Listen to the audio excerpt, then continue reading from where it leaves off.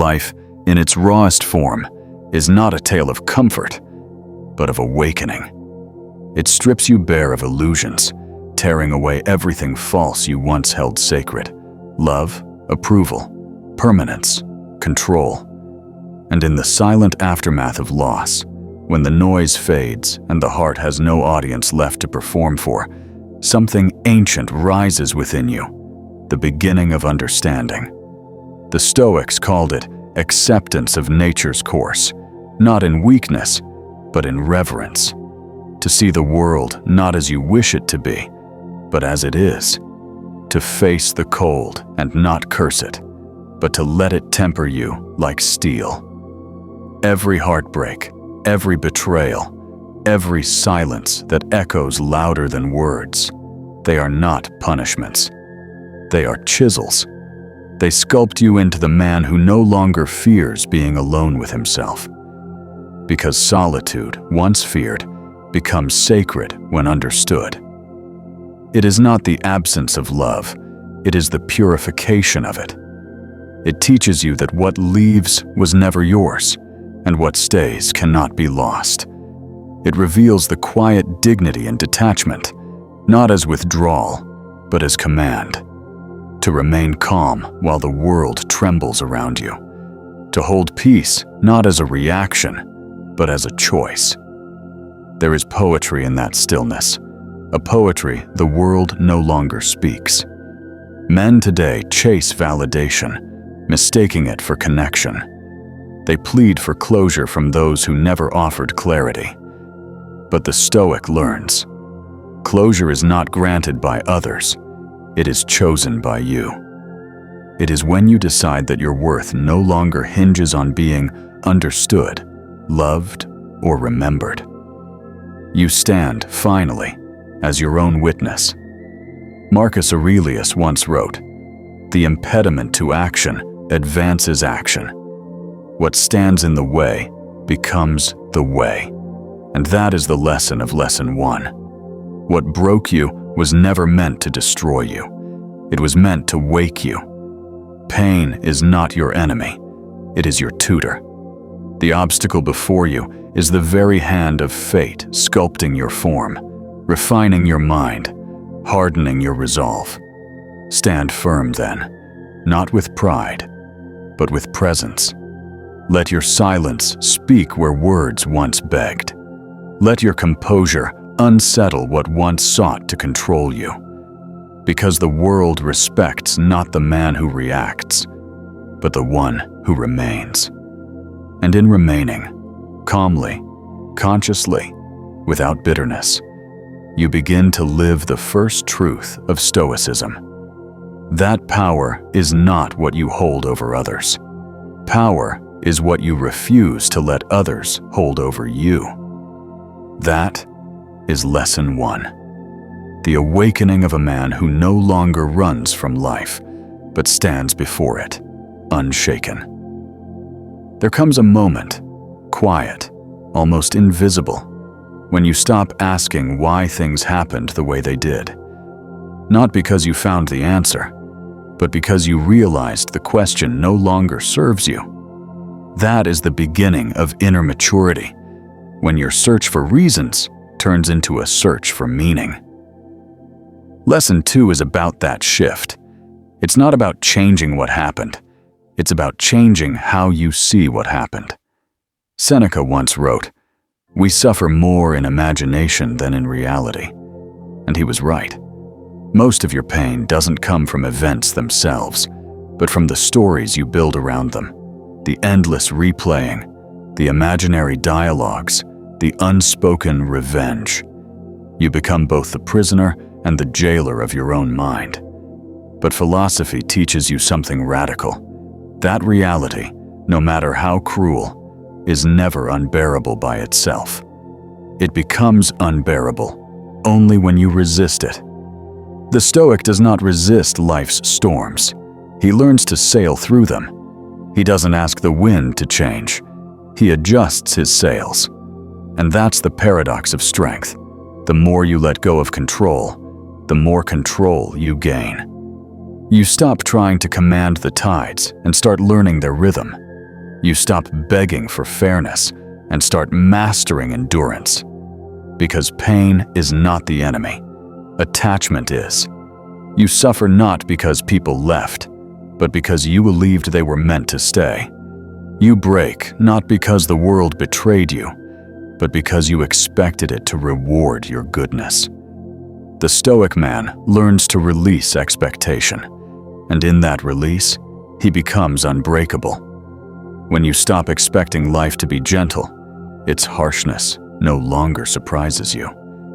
When you stop expecting people to be loyal, their betrayal no longer defines you. And when you stop expecting love to save you, you finally learn to save yourself. There is a strange peace in that acceptance, a silence that feels like truth, not the silence of emptiness, but of clarity. You begin to see the world not as an enemy, but as a mirror, reflecting your own lessons back to you. Every rejection becomes redirection. Every ending becomes initiation. And every scar becomes scripture, written proof that you endured what once threatened to destroy you. Epictetus said, "Don't seek for things to happen as you wish, but wish for things to happen as they do, and your life will flow well." That is not submission. It is mastery. To live in harmony with the inevitable is not to surrender, but to ascend. It is to understand that the fire which burns you also purifies you. So, Lesson 2 teaches you this. You cannot command life, but you can command your response to it. You cannot dictate outcomes, but you can dictate your composure. You are not the victim of circumstance. You are the sculptor of interpretation. And once you grasp that truth, the world no longer feels heavy, because you stop carrying everything that was never yours to hold. You stop fighting reality and begin flowing with it. That is where peace begins, not in control, but in acceptance, not in having less pain, but in being less disturbed by it. And 3, the strength of emotional detachment. There is a quiet kind of power that can't be taught through words, only through loss. It's the kind of power that rises after you've been broken, after your emotions have consumed you, drained you, and left you staring at yourself in silence. It's the kind of strength that no one sees because it grows where no one looks, deep within the ruins of your attachment. This is the essence of Lesson 3, the strength of emotional detachment. To the untrained mind, detachment sounds like coldness. It sounds like indifference, like you no longer care. But that is not Stoicism. The Stoic does not reject feeling. He simply refuses to serve it. He experiences emotion, but he does not kneel before it. He walks with it, but never lets it take the lead. There's a saying, you must learn to feel everything, yet hold on to nothing. That is the Stoic balance, the art of presence without possession. Because emotions are not enemies. They are signals, messengers from the body and the soul. But when you begin to believe that your emotions define reality, you lose the power to navigate it. You become what you feel, instead of the one who observes what you feel. And that's when chaos begins. The world today glorifies expression. Say everything, show everything, feel everything. But the Stoic understands something more timeless. The man who can contain his emotion is stronger than the one who can express it. Because containment is not suppression, it is discipline. It is choosing when and how to respond, instead of being dragged by impulse. Epictetus once taught, when you are offended at any man's fault, turn to yourself and study your own failings. Then you will forget your anger. That's detachment in motion, a redirection of emotion into introspection. You stop projecting, and you start perceiving.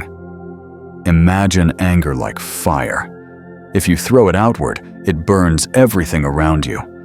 But if you hold it inward, controlled and focused, it becomes energy, power, transformation. The Stoic doesn't extinguish his fire, he refines it. He turns rage into resolve, pain into purpose, loss into liberation. Emotional detachment is not running away from feelings. It's returning to yourself before those feelings decide who you are. It's standing in the storm without demanding the wind to stop blowing. It's knowing that peace is not the absence of emotion, but the absence of emotional dependence. And yet, detachment doesn't mean numbness. The Stoic loves deeply, but without the chains of need. He connects, but without surrendering his inner stability. He gives, but never empties himself to fill another. He understands that love is a shared path, not a surrender of identity. And when someone walks away, he lets them. Because he knows nothing that truly belongs to you will ever require you to lose yourself to keep it. That's the secret hidden beneath every heartbreak. When you lose someone and feel the world collapse, it is not the person you mourn. It is the version of yourself that existed only when they were near. Emotional detachment rebuilds that self without their shadow. You begin to realize that your peace is not connected to anyone's presence. It was always yours, waiting beneath the noise. Marcus Aurelius wrote, "Choose not to be harmed, and you won't feel harmed. Don't feel harmed, and you haven't been." It's not denial, it's sovereignty. It's the realization that no one can truly harm you unless you hand them the weapon of your reaction. No betrayal, no insult, no absence can wound you once you refuse to participate in the drama. So what does detachment look like in practice? It looks like silence when others expect chaos. It looks like calm when others provoke you. It looks like walking away, not because you're weak, but because you finally understand that peace is more valuable than winning. It looks like smiling at what once broke you. It looks like no longer needing to prove who you are to those too blind to see it. Emotional detachment is not retreat, it is ascension. It is climbing above the battlefield of feelings and seeing the pattern beneath it all. When you rise above, you realize that everything, every heartbreak, rejection, and failure was never meant to destroy you, but to detach you from illusions. Because what you lose through detachment is never real. It's only what your ego convinced you to chase. The modern man confuses detachment with cynicism. He thinks being cold means being strong. But true Stoic detachment is not about closing your heart. It's about keeping it open without letting anyone walk in with muddy feet. It's about caring deeply, but never desperately. It's about giving love, not for control or validation, but for the joy of giving itself. When you reach that level of freedom, you no longer chase peace. You are peace. You no longer need control, because you are control. You no longer seek closure, because you understand that every moment, including the one where it all fell apart, was already complete. And that's the paradox. The man who detaches from needing love becomes magnetic. The man who stops proving his worth becomes desired. Because emotional detachment radiates power, the power of a man who is not governed by outcomes. He becomes like a mountain, unmoved by weather, indifferent to noise, yet silently shaping everything around him through his stillness. So learn to be that mountain. Learn to let people come and go without your soul trembling. Learn to watch chaos unfold without reaching to fix it. Learn to sit with your pain until it teaches you peace. This is the Stoic heart, still, vast and rooted. It beats not for validation, but for virtue. It seeks not attachment, but alignment. And it loves fully, freely, without fear. Because emotional detachment is not the end of feeling, it is the beginning of wisdom. It is the point where you stop asking the world to soothe you and start becoming your own calm. It is the moment you finally understand that nothing outside you can complete you and nothing inside you can be taken away. Lesson 4. The discipline of desire. There is no greater illusion than desire. It enters quietly, disguised as passion, as purpose, as love.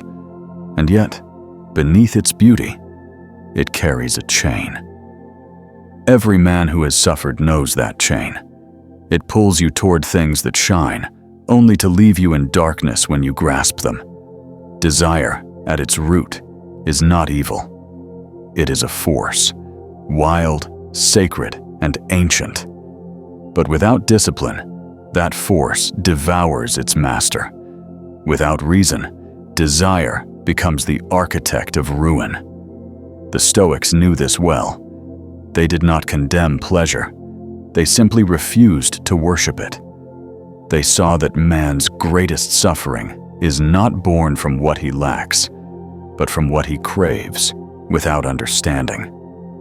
For what you crave controls you, and what controls you owns you. When Epictetus spoke of freedom, he did not mean liberty from chains. He meant liberty from longing. He said, "Freedom is not achieved by satisfying desires, but by eliminating them." Because every desire is a debt, a silent promise that peace will only come after success, after love, after recognition. But the Stoic knows, after is a lie. Peace is not the reward of fulfillment. It is the foundation of mastery. Desire begins as a spark, small, harmless, almost beautiful. You tell yourself, if I just get this one thing, I'll be content. But contentment never arrives, because desire doesn't feed you, it feeds on you. It grows stronger with every indulgence, every moment of instant gratification. And soon, you are no longer chasing a goal. You are fleeing the emptiness that appears whenever desire rests. That emptiness is what most men fear. The silence after pleasure, the stillness after winning, the void after getting what they thought they wanted. And so they chase again, another body, another thrill, another dream. But the Stoic sits in that silence. He faces the void and calls it teacher. For to discipline desire is not to destroy it, but to govern it. It is to walk among temptations without bending to them, to touch the flame, but not let it consume you, to look at beauty and not demand to possess it, to taste pleasure and yet remain its master, not its servant. Seneca once warned, "He who is a slave to his passions can never be free." And it's true, because every uncontrolled desire binds you, whether it's lust, greed, or pride. The craving for validation, the hunger for more, the endless pursuit of admiration, they all pull at the same thread, need. And the Stoic man's goal is to need less, not to have more. For every time you need less, the world loses its power over you. When you no longer hunger for approval, no insult can wound you. When you no longer thirst for luxury, no poverty can humiliate you. And when you no longer crave another person to feel whole, no absence can destroy you. This is what Marcus Aurelius meant when he wrote, "Very little is needed to make a happy life. It is all within yourself, in your way of thinking." Desire tells you happiness lives somewhere else, in the future, in someone, in something. But the Stoic learns to find it in the quiet now. Desire is cunning. It tells you that striving is living, that hunger means purpose, that wanting is strength. But that is the voice of the ego, not the soul. The soul does not crave, it understands. It recognizes beauty, but it does not cling. It sees power, but it does not kneel. It loves deeply, but it does not beg. Because when you discipline desire, you free love from attachment. You free ambition from desperation. You free living from needing. And that is when your spirit breathes again. Look around you. Most men are prisoners of their appetites, not just physical, but emotional. They wake up chasing stimulation, pleasure, validation, distraction. They live as if emptiness were a disease. But emptiness is not a curse. It is a canvas. Only those who can sit with it can paint meaning upon it. The Stoic man does not escape desire. He studies it. He asks, why do I want this? Who told me I needed this? And when he cannot find a reason that aligns with virtue, he lets the desire die quietly. That is strength, not the suppression of feeling, but the selection of it. He does not resist pleasure, but he refuses to let it rule his heart. He knows that anything that promises him peace through possession will eventually enslave him through fear of loss. Every desire hides a shadow, the fear of not having. And that fear is the root of misery. The Stoic breaks that chain by confronting it, by saying, even if I lose everything, I will remain myself. That single thought is freedom. When you desire less, your perception sharpens. You begin to see the truth behind things, how fame fades, beauty withers, wealth scatters, and all that remains is your character. And so the wise man invests not in outcomes, but in inner excellence. He builds strength that no fortune can buy and no misfortune can take. That is the Stoic's true wealth. Take. To discipline desire is to train your gaze, to teach your mind to see the difference between what is essential and what is seductive. Because the world is full of beautiful traps. They don't look like prisons. They look like pleasures. But every pleasure that demands your peace as payment is too expensive. So learn to look at luxury with calm eyes. Learn to feel attraction without losing balance. Learn to enjoy success without drowning in pride. Learn to be grateful without being greedy. And above all, learn to want nothing so that you may appreciate everything. Seneca said, "He is most powerful who has power over himself." That is the end of the path. Mastery over self. When the mind no longer flinches at temptation, when the heart no longer clings to approval, when the soul no longer trembles at loss, you become untouchable, not because you have nothing to lose, but because nothing owns you anymore. You can enjoy without attachment. You can walk away without anger. You can live fully without fear. That is what it means to have disciplined desire, to want only what aligns with your virtue, to crave only what strengthens your soul, and to reject every hunger that feeds your weakness. Desire will always whisper. It will always test you. It will always disguise itself as destiny. But remember this, not everything that feels right leads to peace, and not everything that tempts you deserves your energy. The Stoic man learns to pause before he reaches, to breathe before he reacts, to question before he surrenders. He no longer asks, "Will this make me happy?" He asks, "Will this make me stronger?" And in that question, he finds his freedom. Because true freedom is not the ability to do whatever you want. It's the power to say no to what does not serve your soul. It's the quiet dignity of self-command. It's the calm confidence of a man who has conquered his cravings. He still desires, but with direction. He still feels, but with wisdom. He still lives, but without the leash of longing. That is the Stoic's secret: to desire without needing, to love without losing, and to live without fear. Lesson 5. The art of endurance. There comes a moment in every man's life when silence becomes his only companion. The crowd fades, the applause dies, and the warmth of validation turns cold. In that moment, what remains is not your success, not your possessions, not even the people you love. What remains is your capacity to endure. The Stoics believed that endurance is not the absence of pain. It is the understanding of it. Pain, they said, is not the enemy. It is the messenger that tells you where your weakness still hides.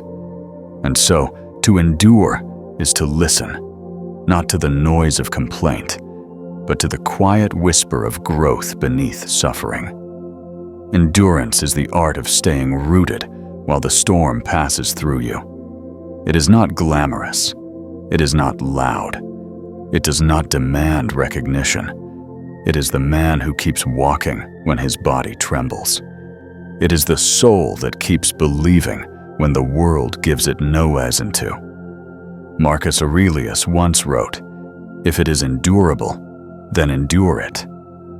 Stop complaining simple words, yet they carry the weight of an empire. Because endurance is not just physical toughness, it is moral clarity. It is the understanding that your suffering is not unique, that the pain you feel has been felt by countless before you, and yet they endured. When you are tested, when betrayal, loneliness, or exhaustion breaks over you like waves against rock, the Stoic does not ask, "Why me?" He asks, "What is this trying to teach me?" Because every wound carries wisdom, and every hardship is a silent teacher in disguise. The weak curse the storm. The wise man learns to sail within it. To endure is not to suppress emotion, but to master it. It is the difference between drowning in the ocean and learning to breathe beneath the waves. You will still feel pain. You will still doubt. But endurance is the ability to feel those things without collapsing into them. It is the strength of a man who does not let his heart define his fate. There will be moments when life strips you bare, when all you have left is breath and will. In those moments, endurance becomes your last form of dignity. You may lose everything, but if you can still stand, if you can still look pain in the eye and whisper, "You will not break me," then you have already won. The Stoics often used the metaphor of fire. They said, "The blazing fire makes flame and brightness out of everything that is thrown into it." So too must you become the fire. Let betrayal, failure, heartbreak, all of it, be your fuel. Turn your pain into heat, your loss into light. Do not shrink from suffering. Consume it. Endurance is the slow transformation of suffering into strength. It does not happen overnight. It happens in the small moments when you show up despite fatigue, when you speak truth despite fear, when you choose discipline over comfort. That is the quiet revolution of endurance. The modern man runs from discomfort. He avoids silence, hides behind distractions, numbs his wounds with pleasure. But the Stoic man does the opposite. He steps into discomfort because he knows that nothing real is born in ease. Gold is refined through fire. Character is shaped through struggle.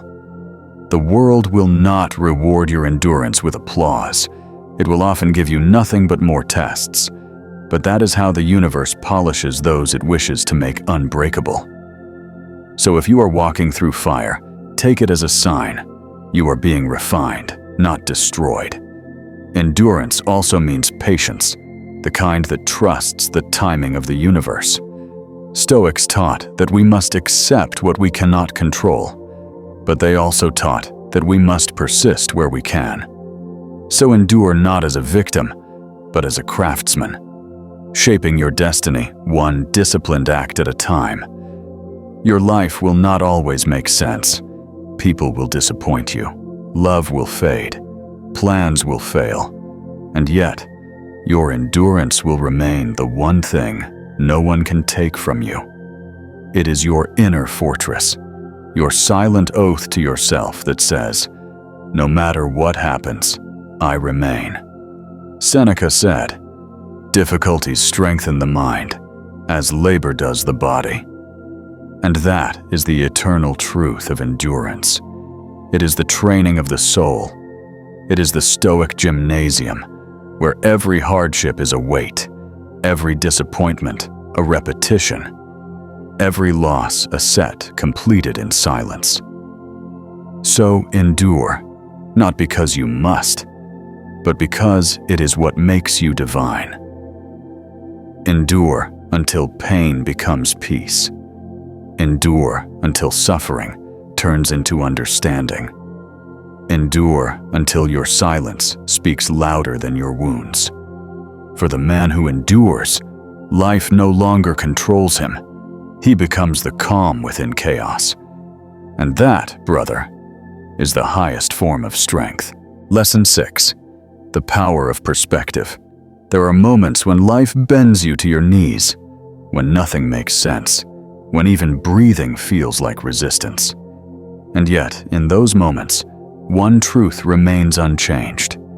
It is not the world that breaks you, it is how you see it.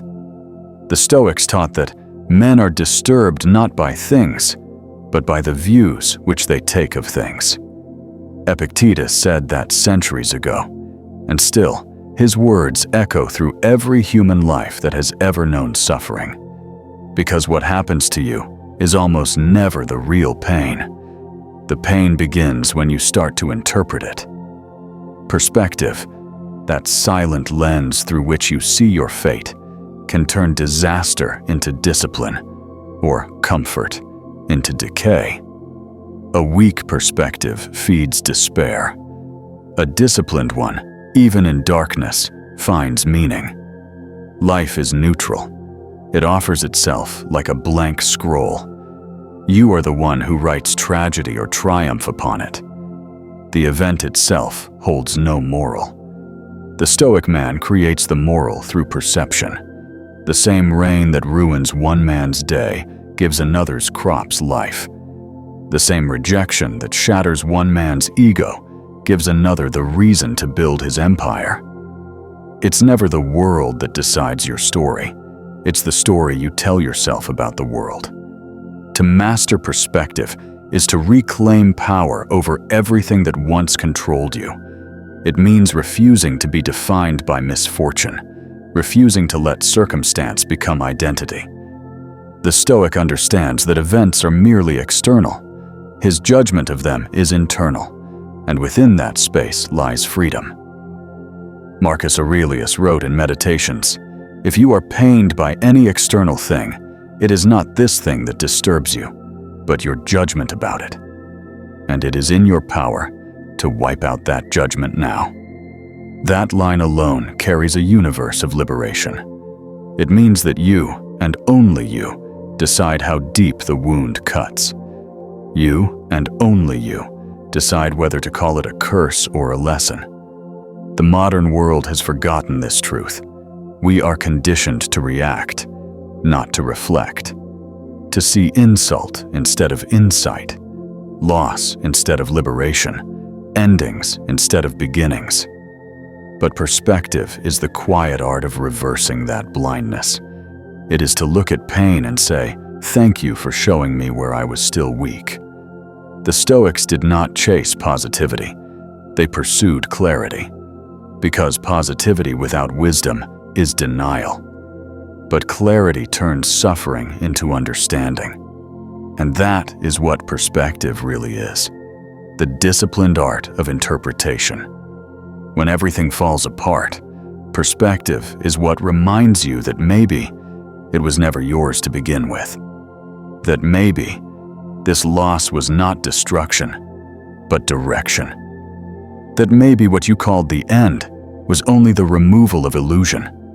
You cannot control how the world moves, but you can control the angle from which you see it. And that is the true definition of freedom, not the absence of hardship, but the ability to face hardship with peace. The Stoic's perspective is not naive. He doesn't pretend things are good when they are not. He simply understands that things are what they are, and it's his duty to respond with reason, not reaction. Imagine your life as a battlefield. Most men fight blindly, reacting to every arrow, every strike. But the Stoic steps back. He climbs the hill, and from above, he sees the pattern of the war. Perspective gives him strategy. It turns chaos into clarity. That's what you must do with your emotions, with your failures, with your losses. Climb above them. Observe without attachment. Ask not, why me? But, what is this trying to reveal? Because everything that happens to you is trying to reveal something. A deeper truth, a hidden weakness, a new direction. But only perspective can translate that language. If you see pain as punishment, you will live as a victim. If you see pain as preparation, you will live as a warrior. Your perspective determines your power. Seneca once said, "A gem cannot be polished without friction, nor a man perfected without trials." But here's the hidden layer. It's not the trial that perfects you. It's how you perceive the trial that does. Two men can face the same storm. One curses, the other grows. Same storm, different eyes. Perspective is not a trick of the mind. It's the alignment of the soul. It is when your inner world becomes so stable, so anchored in truth, that external chaos no longer defines your peace. A Stoic knows that perception is practice. It is not one grand moment of enlightenment, but a daily discipline. Every time you feel insulted, you train your mind to see opportunity. Every time you feel loss, you train your mind to see renewal. Every time you feel chaos, you train your mind to see the hidden order beneath it. And slowly, life begins to change. Not because the world became kinder, but because your perception became clearer. That is the quiet revolution of the Stoic path. When everyone else seeks to control life, you learn to control your lens. When everyone else demands fairness, you learn to find wisdom in injustice. When everyone else looks outward for peace, you learn to turn inward and find it waiting. Perspective is the philosopher's weapon and the warrior's shield. It lets you walk through fire and remain calm, because you no longer see flames, you see refinement. It lets you face rejection and remain centered, because you no longer see loss, you see redirection. It lets you stand in solitude and feel full, because you no longer see emptiness, you see presence. You are not the events of your life, brother. You are the meaning you assign to them. The Stoic sees the universe not as cruel, but as a silent mentor that teaches through contrast. Joy teaches gratitude. Loss teaches strength. Pain teaches depth. And when your eyes open to that, even suffering begins to look sacred. Perspective is what turns tragedy into wisdom, defeat into endurance, heartbreak into rebirth. It's what separates the broken from the awakened. So the next time the world strikes you, do not react. Pause. Breathe. Ask yourself, what if this is happening for me, not to me? And watch how your mind shifts from victim to philosopher. The power of perspective is not about denying pain. It's about reinterpreting it so deeply that it no longer controls you. That is what makes a Stoic unshakable. The world changes, but his vision remains constant. He stands where others fall, not because he has less to fear, but because he sees fear for what it truly is, a shadow cast by his own perception. And once you learn to change the angle of your vision, even the darkness begins to serve the light.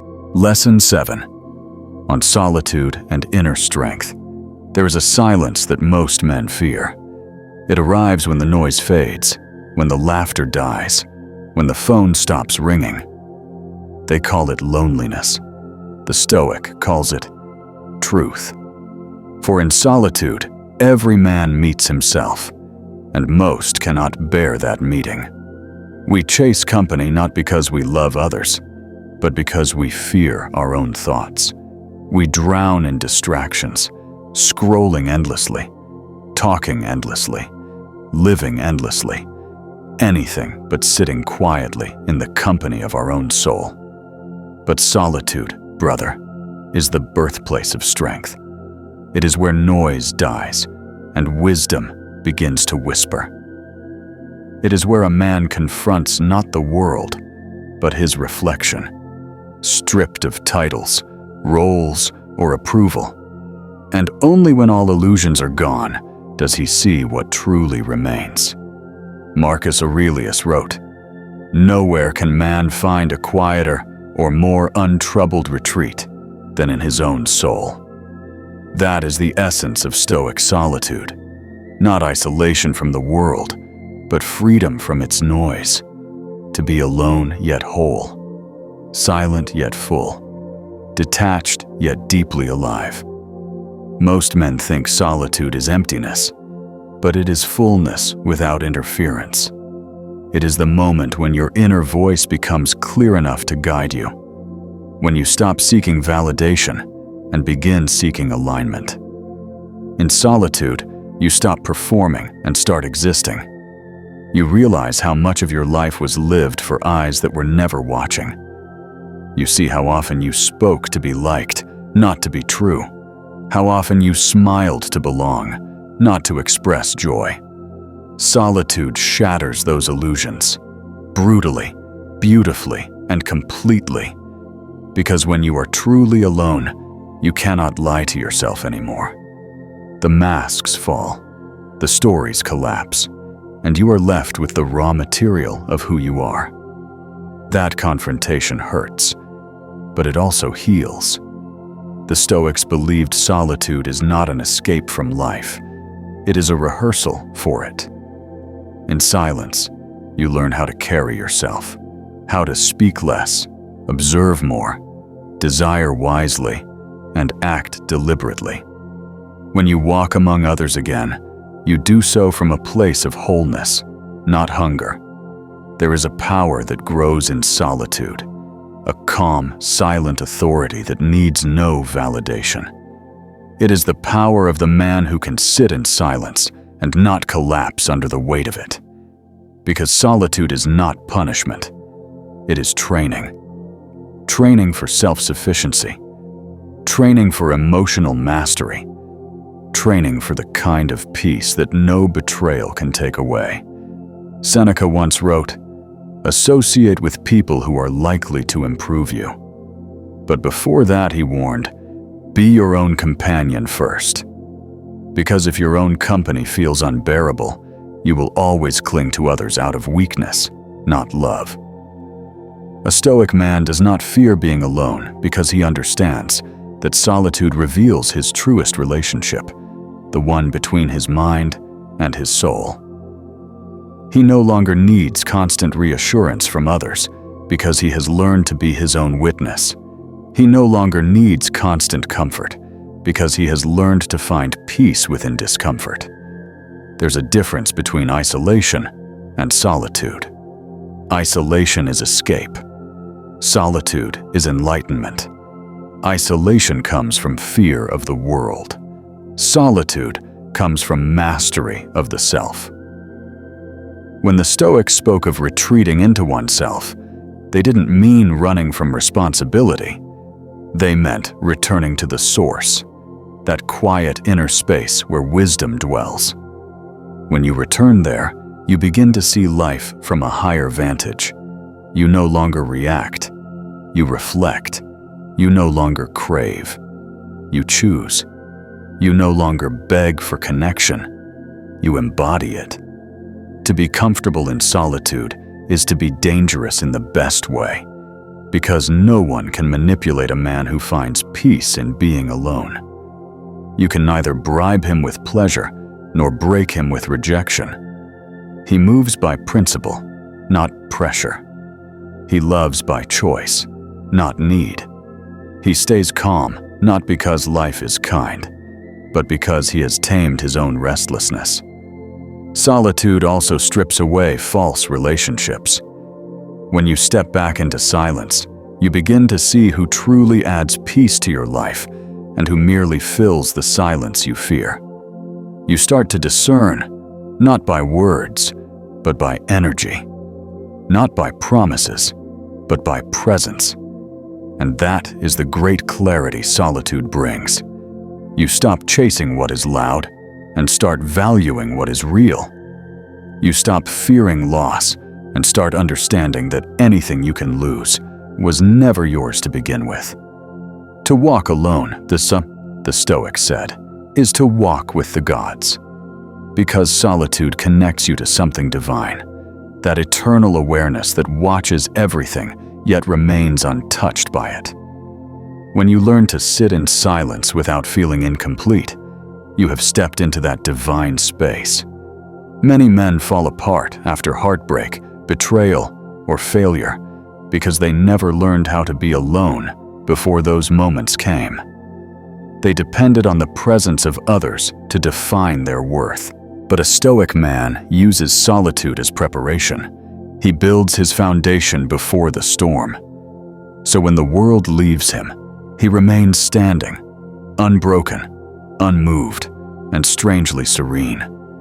In solitude, your emotions settle like dust after a storm. You begin to see clearly what you were chasing, what you were avoiding, what truly matters. Clarity becomes your new wealth. Peace becomes your new companion. And suddenly, you realize that what you feared as loneliness was simply the silence of becoming whole. Every philosopher, every sage, every great leader has known this truth. Before you can influence the world, you must first master the quiet kingdom within yourself.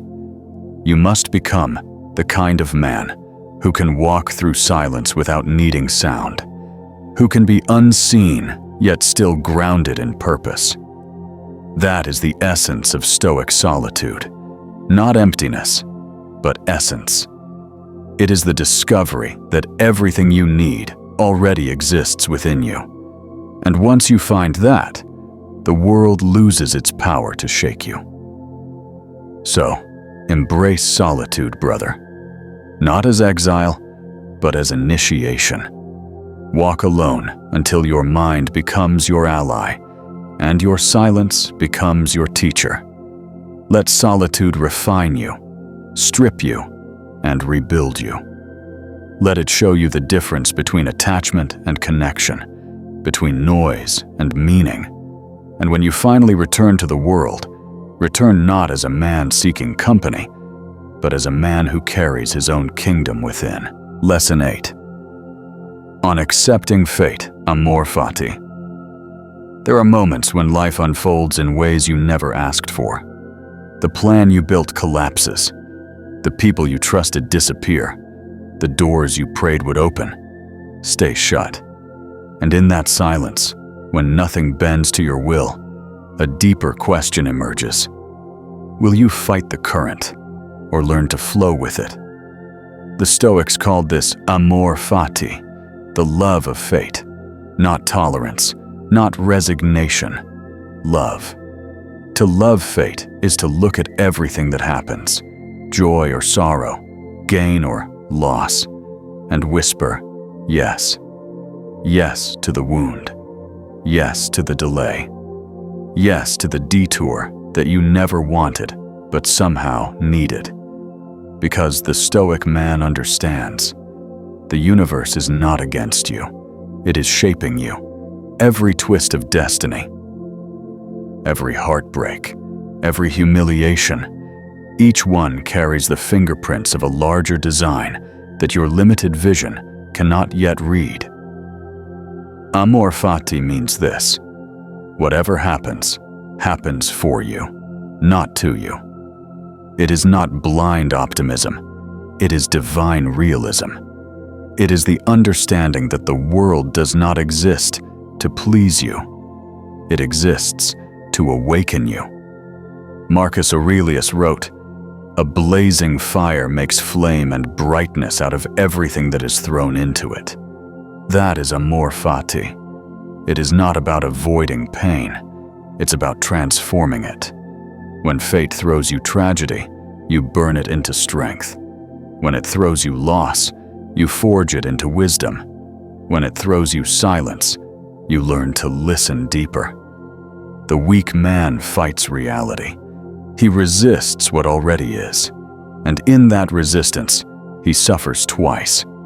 Once from the event, and again from his refusal to accept it. But the Stoic embraces it. He accepts what he cannot change, and in doing so, he becomes unbreakable. Acceptance is not giving up. It is rising above the illusion of control. You do not have to like everything that happens, but you must align with it. Because what you resist persists, and what you accept transforms. When you practice amor fati, you stop seeing misfortune as interruption. You see it as instruction. You stop asking, "Why me?" and start asking, "What for?"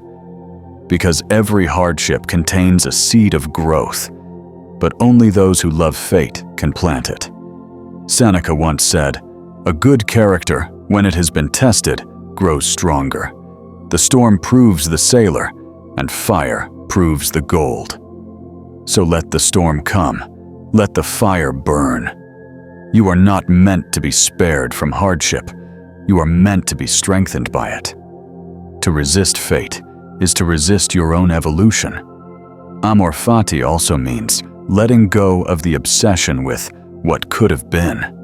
Because that thought, that subtle poison of regret, keeps a man enslaved to shadows.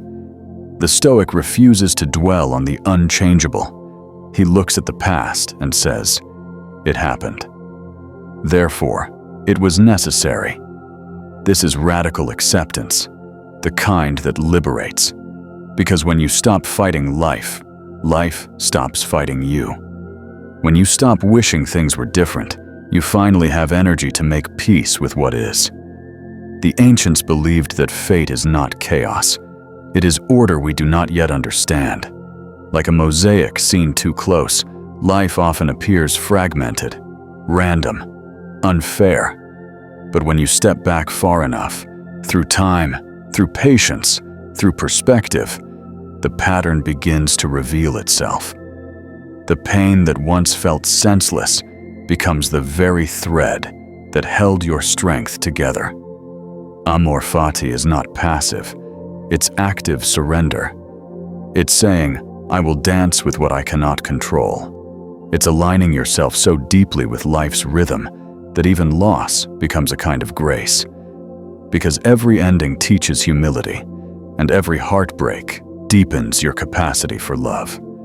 The Stoic's calm is not born of luck, it's born of trust. Trust that whatever unfolds, unfolds according to a wisdom older than his own desires. Trust that even failure carries instruction. Trust that what leaves does so to make room for what's meant to arrive. When you love fate, bitterness dies. You no longer carry the weight of resentment because you realize nothing was ever taken from you that wasn't meant to go. No betrayal occurred that didn't teach you self-respect. No silence lasted that didn't strengthen your independence. Fate in its brutal compassion, removes what you outgrow. To practice amor fati is to stand in the fire of reality without flinching, to say, "This too is part of my becoming," to let pain carve you, not consume you. The modern man rejects this wisdom because he confuses control with power.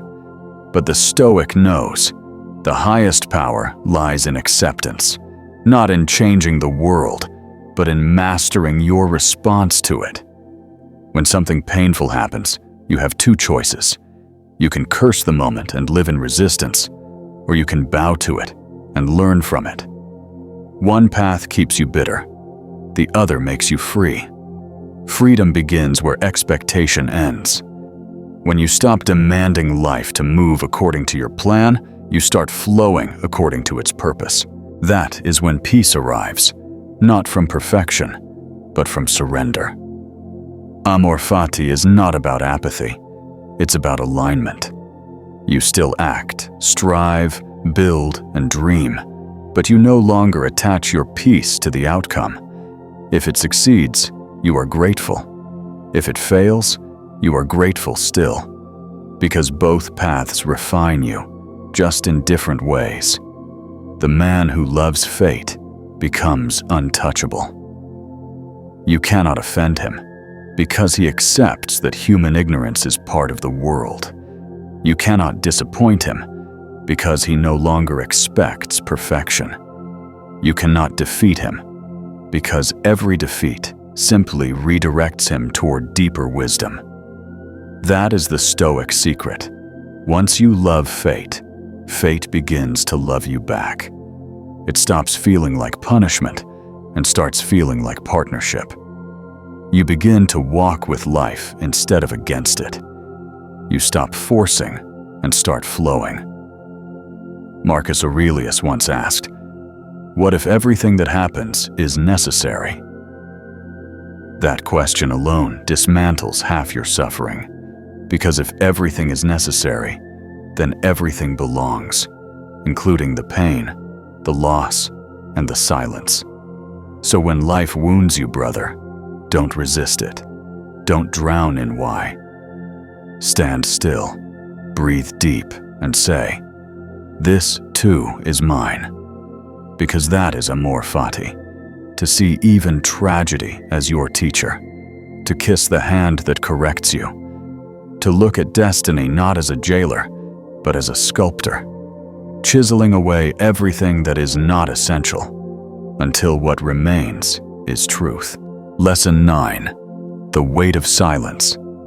There comes a time in every man's life when he learns that words no longer serve him, not because he has nothing left to say, but because the truth has already been spoken, and the world chose noise instead. The Stoic understood this long before the world became obsessed with expression.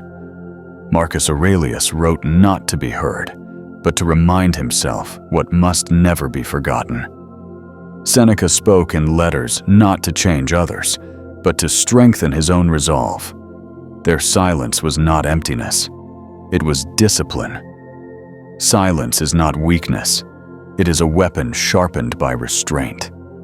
The man who can remain calm when insulted, who can stay unmoved when provoked, who can see through deceit without shouting it aloud, that man possesses power beyond measure. For silence is the mark of one who no longer seeks validation. He no longer argues to be right. He no longer reacts to prove strength. He no longer explains himself to those unworthy of understanding.